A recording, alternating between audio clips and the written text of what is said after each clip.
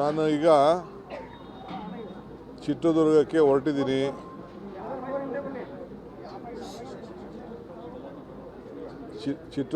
ಹೊರಟಿದ್ದೀನಿ. ನಮ್ಮ ಎಚ್ ಹನುಮಂತಪ್ಪನವರು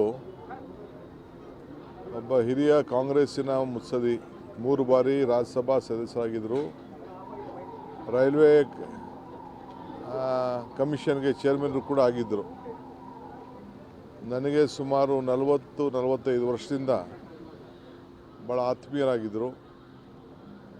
ನಮ್ಮ ಪಕ್ಷದ ಹಿರಿಯ ನಾಯಕರು, ಉಪಾಧ್ಯಕ್ಷರಾಗಿ ವಿವಿಧ ನಮ್ಮ ಸಂಸದೀಯ ಕಾರ್ಯದರ್ಶಿಯಾಗಿ ಕೂಡ ಎಲ್ಲ ಕೆಲಸ ಮಾಡಿದ್ದಾರೆ ಪಾರ್ಲಿಮೆಂಟಲ್ಲಿ. ನಾನು ನಮ್ಮ ಅಧ್ಯಕ್ಷರಾದಂಥ ಹರಿಪ್ರಸಾದ್ ಅವರು, ನಮ್ಮ ಡೆಪ್ಟಿ CM ಪರಮೇಶ್ವರ್ ಅವರು, KH ಮುನಿಯಪ್ಪನವರು ನಾವೀಗ ಹೊರಟಿದ್ದೇವೆ. ಹೋಗಿ ಅವರ ಅಂತಿಮ ಸಂಸ್ಕಾರದ ಕಾರ್ಯಕ್ರಮದಲ್ಲಿ ಗೌರವ ಕೊಟ್ಬಿಟ್ಟು ಬರಬೇಕು ಅಂತೇಳಿ ಈಗ ನಾವೆಲ್ಲ ಹೊರಟಿದ್ದೇವೆ. ಒಬ್ಬ ಹಿರಿಯ ಕಾಂಗ್ರೆಸ್ನ ನಾಯಕರು, ಅವ್ರ ಆತ್ಮಕ್ಕೆ ಶಾಂತಿ ಸಿಗಲಿ. ಭಾಳ ಜನ ಅನ್ಯಾಯಗಳಿದ್ದಾರೆ. ಇವತ್ತು ರಾಜ್ಯಕ್ಕೆ, ರಾಷ್ಟ್ರಕ್ಕೆ ಅನೇಕ ಸಮಸ್ಯೆಗಳು ಬಂದಾಗ ಬೇಕಾದಷ್ಟು ಮಾರ್ಗದರ್ಶನವನ್ನು ಕೊಟ್ಟಂಥ ಒಬ್ಬ ಹಿರಿಯ ನಾಯಕರು. ಅವರಿಗೆ ಗೌರವ ಸಲ್ಲಿಸಬೇಕಾದ್ದು ನಮ್ಮೆಲ್ಲರ ಕರ್ತವ್ಯ.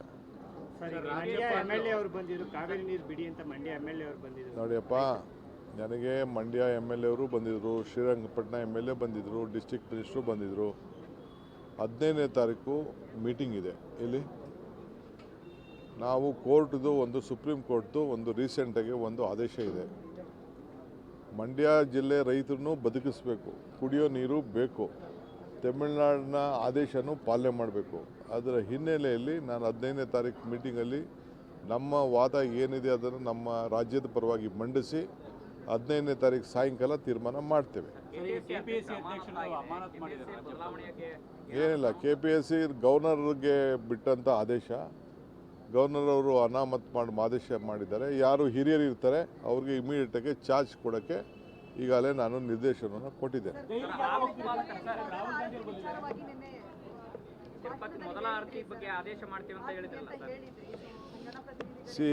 ತಿರುಪತಿದು ಏನಂತಂದರೆ, ನಿಮಗೆ ಅಲ್ಲಿ ಒಬ್ಬ ಆಫೀಸರು, ಮಹಾರಾಜರ ಕಾಲದಿಂದ ಮೊದಲನೇ ಆರತಿ ನಮ್ಮ ಕರ್ನಾಟಕದ್ದು, ಅಲ್ಲೊಬ್ಬ ಆಫೀಸರು ಕೊಡ್ತಾ ಇರ್ತಾನೆ.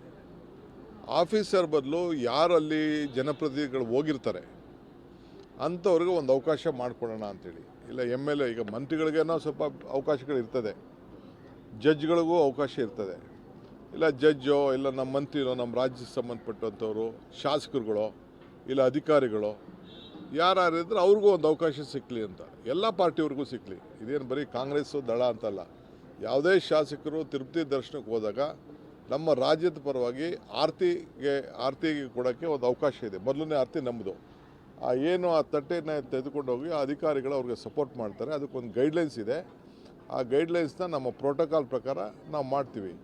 ಒಂದಿನ ತಹಶೀಲ್ದಾರ್ಗೂ ಸಿಗ್ಬೋದು, AC ಗೂ ಸಿಗ್ಬೋದು, ಶಾಸಕರಿಗೂ ಸಿಗ್ಬೋದು, ನಮ್ಮ ಮೇಯರ್ಗಳಿಗೂ ಸಿಗ್ಬೋದು, MP ಗಳಿಗೆ ಸಿಗ್ಬೋದು.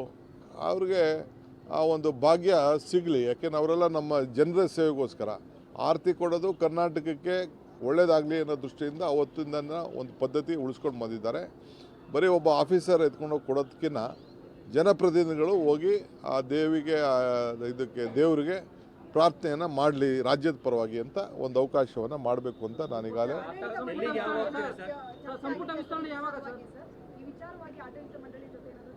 ಇಲ್ಲ, ನಾನು ಚರ್ಚೆ ಮಾಡಿದ್ದೀನಿ. ನಾನು ಅವ್ರ ಗೈಡ್ಲೈನ್ಸು ನಾವು ಸ್ಟ್ರೈಟ್ ಹೋಗೋಕ್ಕೆ ಬರೀ ಚೀಫ್ ಮಿನಿಸ್ಟರ್ಗೆ ಮಠಸ್ವಾಮಿಗಳಿಗೆ ಅವಕಾಶ ಇದೆ. ನಾನು ಡಿಮ್ಯಾಂಡ್ ಮಾಡೋಕ್ಕೆ ಹೋಗಲ್ಲ. ರೆಗ್ಯುಲರಾಗಿ ಏನು ಹೋಗ್ತಾರೆ ಅದೇ ಪ್ರಕಾರ ಹೋಗಲಿ, ಕಾನೂನು ಪ್ರಕಾರ. ಐ ಡೋಂಟ್ ವಾಂಟ್ ಟು ನಮ್ಮ ತಿರುಪತಿ ಗೈಡ್ಲೈನ್ಸ್ನ ವಿರುದ್ಧವಾಗೇ ನಾವು ಇಂಟರ್ಫಿಯರ್ ಆಗಕ್ಕೆ ಇಷ್ಟ ಇಲ್ಲ ನನಗೆ. ತಿರುಪತಿದು ಏನು ಗೈಡ್ಲೈನ್ಸ್ ಇದೆ, ಅವ್ರದ್ದೇನು ಪದ್ಧತಿ ಇದೆ ಅದನ್ನೇ ಫಾಲೋ ಮಾಡಲಿ.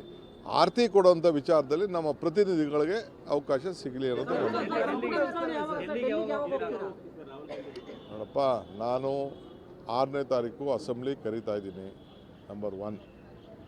ಈಗ ಮುಂಚಿತವಾಗೇ, ಈಗ ನನಗೇನು ಲೇಟ್ ಏನಿಲ್ಲ. ಅವ್ರು ನನಗೆ ಟೈಮ್ ಕೊಟ್ಟಾಗ ಒಂದಿನ ನನಗೆ ಬೇರೆ ಕೆಲಸ ಇದೆ, ಒಂದಿನ ಹೋಗಿ ಬರ್ತೀನಿ. ಅದಾದಮೇಲೆ ಅವರು ಡೇಟ್ ಕೊಡ್ತಾರೆ ನನಗೆ. ಇನ್ನೊಂದು 3-4 ದಿನದಲ್ಲೇ ಡೇಟ್ ಕೊಡ್ತಾರೆ. 3-4 ದಿನದಲ್ಲಿ ಡೇಟ್ ಕೊಟ್ಟಾಗ ನಾನು ಹೋಗಿ ಬರ್ತೀನಿ.